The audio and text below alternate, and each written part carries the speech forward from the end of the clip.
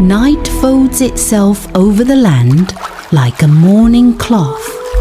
The river gleams beneath the moon, silver and alive, You betrayed whispering secrets to This is those for our who dare people. listen. Prince This Chima kneels grave at its accusation, edge, but I will not his stand by and let reflection you condemn the trembling with innocent. longing. Witchcraft! The wind carries her song low, sorrowful, rising from the depths, like breath from a wounded soul. Then she appears, the mermaid, scales dull with exhaustion, Love need not braids end dripping like threads of where night. the land does. Her eyes catch his and hold them, a fragile bridge between two worlds. Why do you come again, my prince? She asks softly. You betrayed us! Every visit cracks the This is border for our between people. us. The river You spirits deserve this. grow This is a grave restless. accusation, Chima's but I will not voice is stand low by and and let you fierce. condemn the innocent. If love is a Witchcraft. crime, let the gods Betrayal. chain me themselves. You must flee! I will not is this abandon sorcery? the one Now! who gave me life. The water stirs. Beneath its surface, unseen eyes awaken spirits, need murmuring not warnings in tongues older Where the than land men. does. The mermaid turns away, trembling. You don't understand. The living are not meant to love the water. Each kiss steals a betrayed us. heartbeat from the land. This is for But our he steps people. closer, the You moon deserve this. catching in This his is a grave gaze. accusation, but I will not Then stand by and let let you the condemn river the take innocent. mine. A Witchcraft! silence follows, vast, Betrayal. dangerous. You must flee! The current is this darkens, sorcery? as Now! if listening. The next afternoon burned with cruel heat. The sky shimmered white, and the air Love itself need seemed to not hiss. end The river, where the usually land calm does. and generous, lay still under the sun, too still, like a beast holding its breath. The mermaid floated close to the bank, her body half betrayed in us. shadow, humming softly This to is for our soothe the people. restless water. You deserve Then this! This is a grave the voices accusation, came, but I will not stand by and laughter let you condemn sharp the and innocent. human. Witchcraft! The rustle of grass torn under quick You must feet. flee! Ada This appeared sorcery! first, Now! her face slick with sweat and fury, a long stick clutched in her hand. Behind her came Goy Love and need Aoife, not their end eyes bright with the where the madness of land jealousy. does. There she is, Ada hissed. The river witch who stole our prince. The mermaid turned, startled. Peace be upon you, betrayed us. sisters of the land, she began, This is for our voice people. trembling but kind. You deserve this! I wish This is a no grave harm. accusation, but I will Silence. not stand by and let you condemn the Goy's innocent. words cracked Witchcraft. like a whip. You Betrayal. charm him with your must false flee. beauty. What is this sorcery? You think your Now! fins make you a queen? Aoife's voice was lower, heavier, almost breaking. Love He was need mine not since end childhood. We where shared the land bread, does. laughter, dreams. Then you came with your water songs, and now he sees no one else. The mermaid's heart clenched. I did not call him. I only saved him from death. But that confession only enraged them more. Ada stepped closer, her shadow cutting across the water. Then you should have let him drown. The first blow struck. A wooden stick crashed against her shoulder. Pain rippled through her body. Another strike followed, and another, the sound echoing like thunder over the still water. The mermaid cried out, clutching her arms, scales scattering like green fire into the air. Stay away from him, the maidens shouted in unison. The prince is ours. You can never have him. They pulled her braid, dragging her toward the shore. Her skin tore against the rocks, her voice rising in anguish. She tried to crawl back to the safety of the river, but Goy kicked her hard, sending her sprawling. The sun glared down mercilessly. Her tail thrashed weakly against the stones. Please, she whispered, tears mingling with the blood on her face. The river is watching. Aoife froze for an instant. Her heart flickered with doubt, But Ada screamed, "Let it watch," and the river did. The air thickened. The reeds along the banks bent backward as if pushed by invisible hands. A cold wind rolled through the heat. From beneath the surface, a murmur rose, not sound, but vibration, deep and ancient. The mermaid, her voice breaking, lifted her hand and pressed her palm into the water. Her blood bled into it, spiraling crimson. "Spirits of the current," she whispered, "see me, witness the harm done to one who saved life." The river responded. The ground trembled slightly beneath the maiden's feet. They gasped, suddenly afraid. "What have you done?" Eva hissed. "Run!" Goi shouted. They dropped their sticks and fled into the trees, their screams dissolving into the heavy silence. The mermaid dragged herself into the shallows, shivering. The water curled around her like arms, pulling her gently, cradling her pain. The wind died. Only the sound of the current remained slow, deliberate, alive. Moments later, footsteps pounded down the path. Chima! He burst from the trees, breathless, his face stricken. He saw her body trembling, her tail torn, her hair tangled with sand and blood. He fell to his knees beside her, horror tightening his throat. "Who did this?" Her voice was barely a whisper. "The daughters of your land. They hate me." His jaw clenched. Fury burned behind his eyes. "They will answer for this." But she shook her head weakly. "No, Chima. The river has already heard. When spirits take vengeance, no crown can stop them." A single drop of rain fell, though the sky was clear. It struck the river's surface and spread in perfect rings. Another drop followed, and another, until the water rippled like a breathing chest. The air smelled of lightning, and in that charged silence, the mermaid closed her eyes and murmured, "Balance is broken." The current whispered back a sound almost like a heartbeat. The village square boiled with voices before the sun even rose. Women whispered behind woven baskets. Men spoke in low, uneasy tones. Children ran between them, shouting what they'd heard. "The prince has lost his mind. The river woman has bewitched him."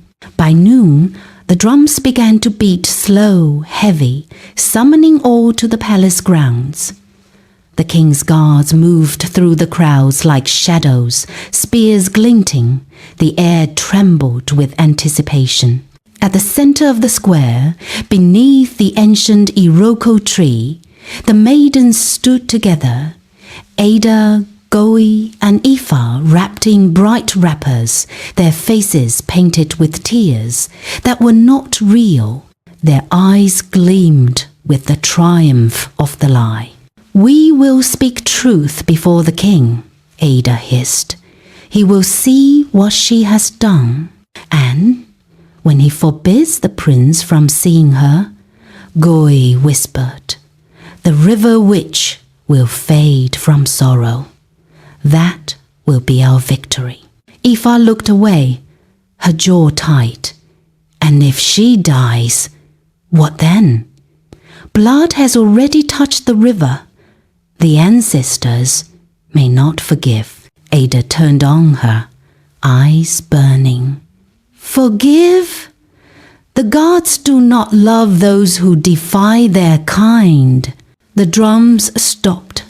Silence fell vast and expectant. The palace doors opened.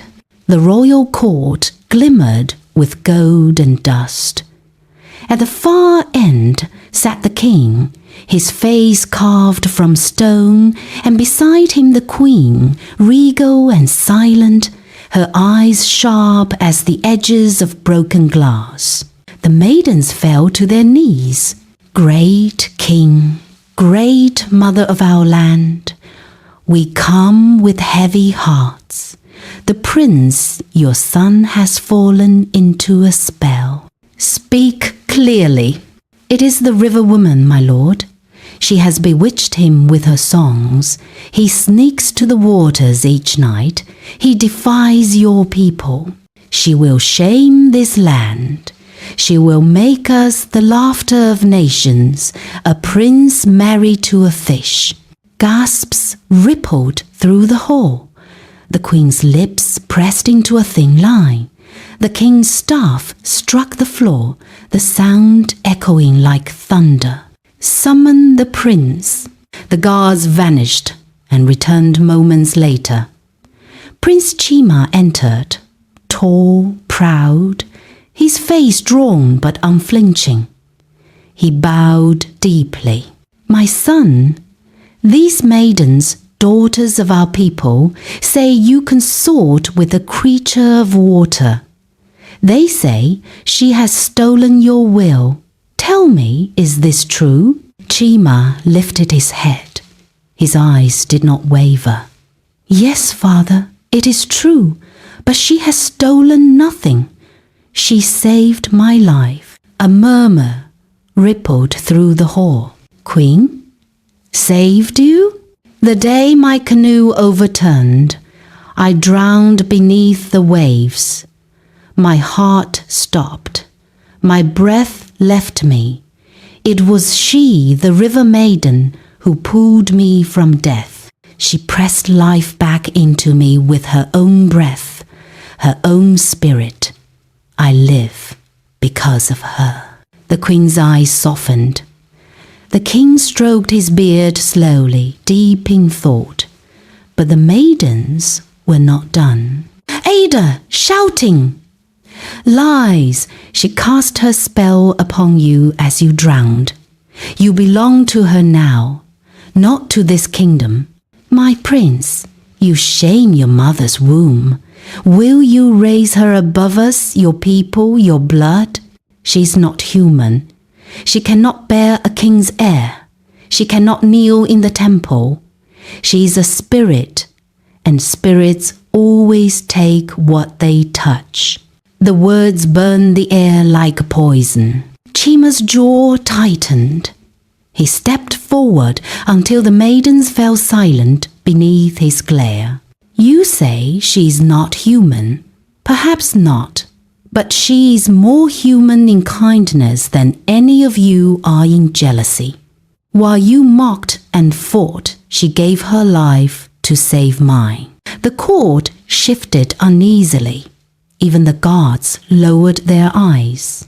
He turned toward his parents, his voice low but steady. Chima, if loving the one who saved me is a curse, then let it fall on me alone. But I will not renounce her. The king rose slowly. The room stilled.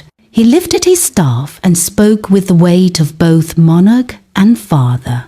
King, the line between our world and the world beneath the water is sacred. Yet life given must be honored. From this day forward, no harm shall come to the river maiden. Any hand raised against her will answer to both king and spirit. The queen stood beside him, her gaze falling upon the trembling maidens. Queen, you call yourselves daughters of this land. Then act like daughters, not vipers. Jealousy will burn your beauty before time does. Her words sliced sharper than any spear. The maidens bowed, trembling. Ada, yes, my queen, your will be done. Ifa said nothing. Her eyes glistened with something between guilt and fear. The court was dismissed. The crowd dispersed into murmuring shadows. But when night came and the drums fell silent, 3 figures gathered once more beneath the iroko tree. The The moonlight painted their faces in pale silver. Ada's voice was cold as stone. He defied the king for her. Even the staff of command cannot undo what love has bewitched. If the crown protects her, we will strike where the crown cannot reach. Goi nodded, her eyes gleaming. The river cannot guard her forever. Only Ifa hesitated, glancing toward the dark water beyond the trees.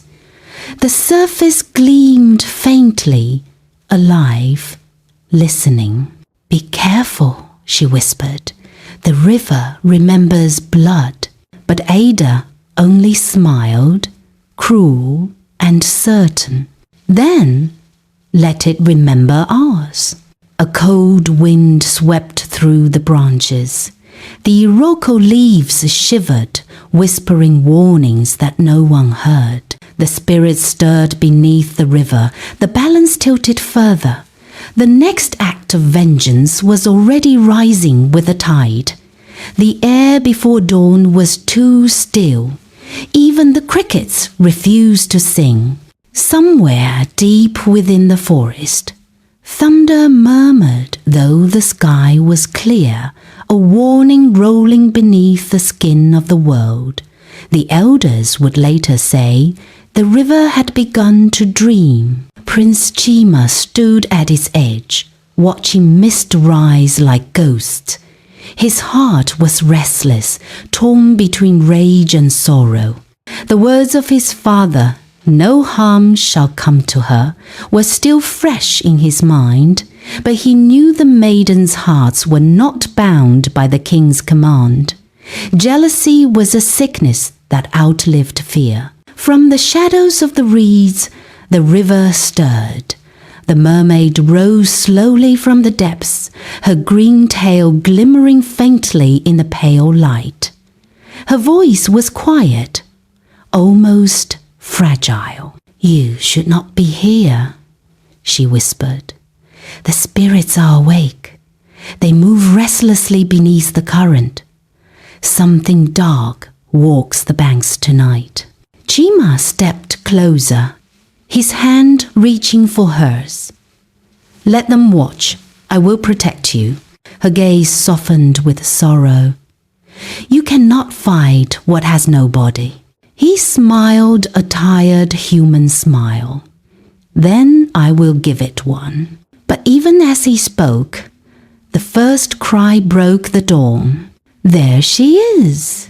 Ada's voice ripped through the silence, shrill and full of triumph. From the tree line, the maidens emerged: Ada, Goi, Ifa, and those who followed them. Their faces were wild, eyes gleaming like oil lamps. They carried torches and sticks, the flames flaring against the wind. "She will never be queen," Goi shouted. "Not while we breathe." Ifa hesitated, her voice trembling. "Ada, stop!" "No!" Ada's fury cut through her. "The river bewitched our prince, and now we'll free him." They rushed forward. The mermaid gasped, backing away, water swirling desperately around her tail. Chima stepped between them, arms outstretched. "No further," he thundered. "You will not touch her again." But the maidens did not stop. Their rage was too deep, too blind. One threw a stone. It struck his shoulder. Another swung a stick, grazing his arm. "Get out of our way!" Ada screamed. "She's cursed you!" Then a sound rose, low and ancient, the deep groan of the river. The torches flickered, the wind shifted. The air grew heavy, thick with unseen power. The water began to rise. At first, it was only a ripple, then a swell, then a wave that shimmered with pale green light. The earth beneath their feet trembled. The trees bent backward as if pushed by invisible hands. The maiden stumbled, shouting in fear. "What is happening?" Goy cried. The mermaid's eyes widened. "The river has awakened. Run before it judges you." But Ada stood frozen, her torch sputtering. "No, this can't be." The river roared, its voice no longer water but something alive, something vast. A spiral of light burst from its depths, wrapping around Chima and the mermaid. The air screamed with power. Chima staggered. Pain tore through his legs, a burning that felt like molten fire and ice. He fell to his knees, gasping.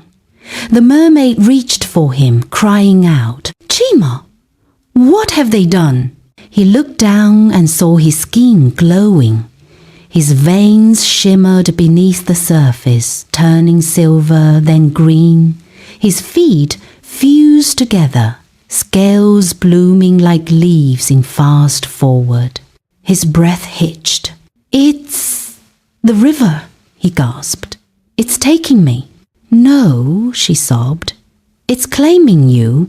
The transformation spread up his thighs, across his waist, a torrent of shimmering scales that caught the dawn light. His human legs melted into the tail of a great merman, strong, radiant, unearthly. The maiden screamed and fell backward. Goy dropped her torch. It hissed out in the wet grass. "He's a fish." "The prince, he's become a fish." The river thundered again, its waves crashing high, glowing with the fury of spirits wronged. The water surged forward, not drowning, but driving the maidens away, pushing them toward the tree line with terrifying force. Aoife was the last to flee. She looked back once, saw Chima, now half of the river, holding the mermaid's trembling hand. Their eyes met, full of both sorrow and awe. Then the current lifted them. The river parted, not as water does, but as if a door opened between worlds. The surface turned to glass, and beneath it shimmered a kingdom of blue fires, cities of coral, thrones of pearl, ancient faces watching from below. Chima's voice echoed, soft but clear. "You saved me once," he whispered to the mermaid. "Now the river has made me yours and theirs." Her tears mingled with the spray, vanishing into light. "You are no longer of one world," she said. "You belong to both." And with that, they descended. The river closed above them. With a single resounding heartbeat, silence returned. Only the faint shimmer of scales remained, fading like moonlight on water. The maidens, soaked and trembling, crawled back toward the path. Their faces were pale, their lips shaking. "We must tell the king," Ada rasped. "He must see what she has done." But Aoife's voice trembled. "No, Ada, she didn't do this. We did." Ada turned on her, but the words stuck in her throat. The water behind them whispered low, warning eternal. They ran. By the time the sun climbed above the trees, the river was calm again, its surface smooth as glass.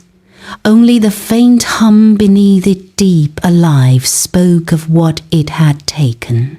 Far beneath that mirror of light, in the silent halls of water, a prince opened his eyes to a new world where human breath met the rhythm of the tides, and love became something both curse and covenant. The sun had barely begun to rise when the news spread like wildfire. "The prince is gone! The river has taken him!" Women wailed in the courtyards. Men shouted the names of the gods. The king's guards galloped through the village with dust flying behind their horses. Fear gripped the land as if a storm had swallowed the air itself. By mid-morning,